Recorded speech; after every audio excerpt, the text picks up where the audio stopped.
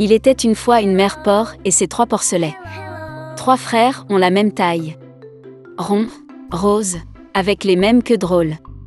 Tout l'été, les cochons jouaient dans l'herbe verte, se prélassaient au soleil, se prélassaient dans les flaques d'eau. Mais l'automne est arrivé. Un jour, ma mère a dit qu'il était temps pour eux de penser à l'hiver. Elle leur a demandé de construire une grande maison. Le jeune frère a dit que l'hiver était encore loin. Le frère du milieu a dit qu'il construirait sa propre maison en cas de besoin. Et le frère aîné a décidé de construire la maison lui-même. Les frères cadets et intermédiaires n'ont fait que jouer à leur jeu. Il faisait de plus en plus froid chaque jour. Le jeune frère a décidé de construire une maison en paille.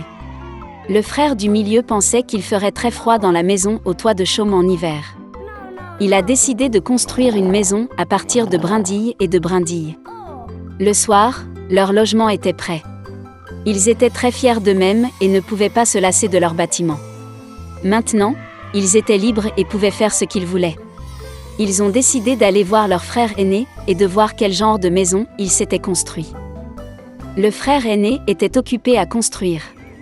Il a appliqué des pierres, malaxé de l'argile et s'est lentement construit une maison fiable et durable. Les jeunes frères ont trouvé leur frère aîné au travail. Ils étaient très surpris du genre de forteresse qu'il construisait. Le frère aîné a continué calmement à travailler.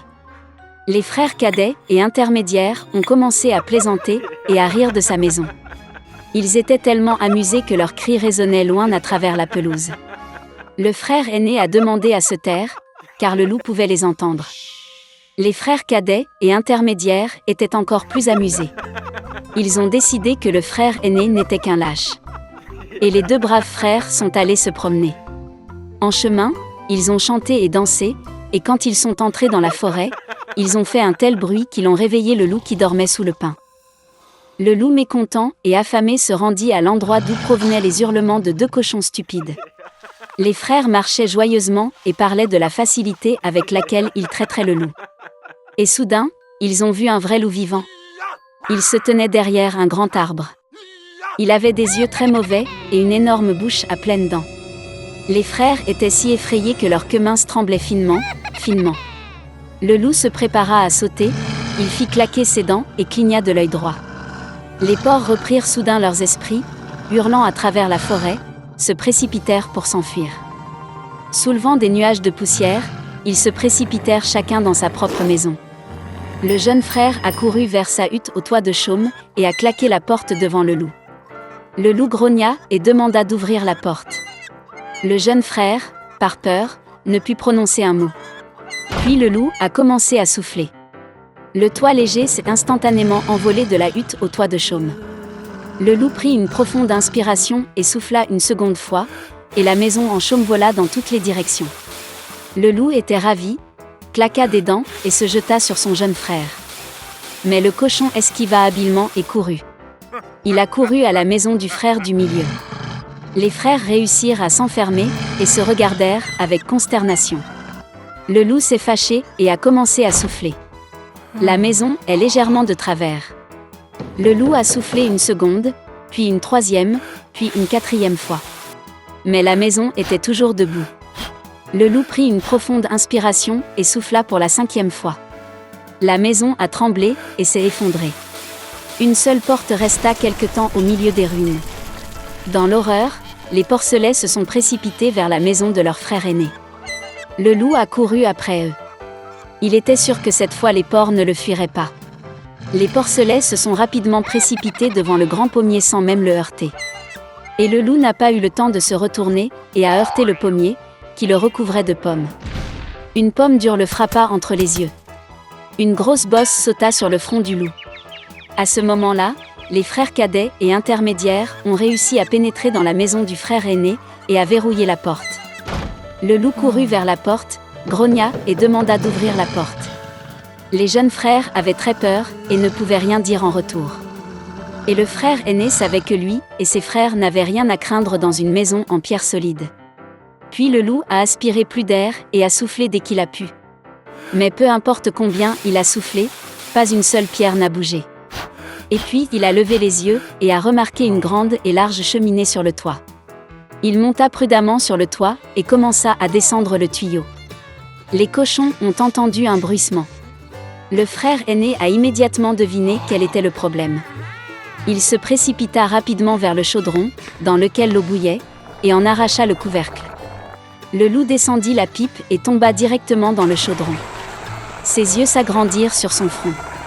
Le loup échaudé s'envola avec un rugissement sauvage et se précipita dans la forêt. Et les 3 petits cochons se sont occupés de lui, et étaient heureux d'avoir si habilement enseigné une leçon aux méchants voleurs. Dès lors, les frères et leur mère ont commencé à vivre ensemble, sous un même toit. Dans une petite ferme, dans des fourrés denses de bardanes, la mère canard a trouvé un endroit confortable pour construire son nid. Elle a attendu que les poussins éclosent. Un matin ensoleillé, les coquilles d'œufs crépitaient et de minuscules canetons pelucheux étaient nés. Il ne restait qu'un seul œuf, le plus gros qui ne voulait pas se fissurer. Le canard a commencé à s'inquiéter que quelque chose n'allait pas avec lui. Elle se rassit sur l'œuf et décida d'attendre encore un peu. La maman canard a donné toute la chaleur qu'elle pouvait. Elle pensait que cette nana devait être la plus belle, puisqu'elle l'incubait depuis si longtemps. Bientôt, un poussin a éclos du dernier œuf, mais il ne ressemblait pas du tout au reste des canetons. Il était beaucoup plus gros et ses plumes étaient grises. La maman canard était bouleversée de voir un fils aussi laid. Mais elle espérait qu'un jour il deviendrait comme ses camarades. Le reste des canetons se moqua de lui. Il pensait qu'il était méchant et ne voulait pas jouer avec lui. Le lendemain matin, la mère canard est allée avec ses enfants au lac. À sa grande surprise, le vilain petit canard a nagé aussi bien que d'autres. Le canard a ensuite amené ses petits au poulailler pour les présenter à la société. Elle a parlé au caneton des règles de comportement avec les habitants locaux. Le canard a présenté sa couvée au plus noble drac gras, mais il a attaqué le vilain petit canard, et elle a été forcée de protéger son poussin raté. Fat Drac a ordonné de chasser le monstre de la cour. Mère a assuré qu'il grandirait et deviendrait comme les autres canetons. Incapable de résister aux brimades et à l'humiliation, le vilain petit canard a quitté le poulailler. À la recherche d'un endroit plus sûr, il est tombé sur un magnifique lac, sur lequel il n'y avait personne. Et le canard a décidé de rester ici pour vivre. Le temps a passé. Malgré sa solitude, le vilain petit canard était heureux que personne ne l'offense. Et puis un jour, un bel oiseau blanc avec un long cou s'est envolé vers son lac. Le vilain petit canard ne savait pas de quel genre d'oiseau il s'agissait, mais il le regarda avec admiration. Il l'aimait de tout son cœur. Comme un canard aimerait être comme ce bel oiseau blanc. L'hiver est arrivé, et il a commencé à neiger. Le vilain petit canard a vu de la neige blanche pour la première fois. Il était ravi de ce spectacle. Mais en raison du fait que l'hiver était très neigeux, il était très difficile pour le canard de trouver de la nourriture. Il a dû se promener dans le quartier à la recherche de nourriture. Il était froid et fatigué. Alors le vilain petit canard est arrivé chez le fermier. Quand le paysan a vu un poussin maigre et malheureux, il s'est senti désolé pour lui. Le fermier a décidé qu'il garderait le canard avec lui jusqu'à ce qu'il soit engraissé et mûr. Le printemps est arrivé. Le propriétaire a bien pris soin du poussin, et il a beaucoup grandi. Le canard avait déjà besoin de beaucoup d'espace, et le fermier a décidé de le relâcher au lac.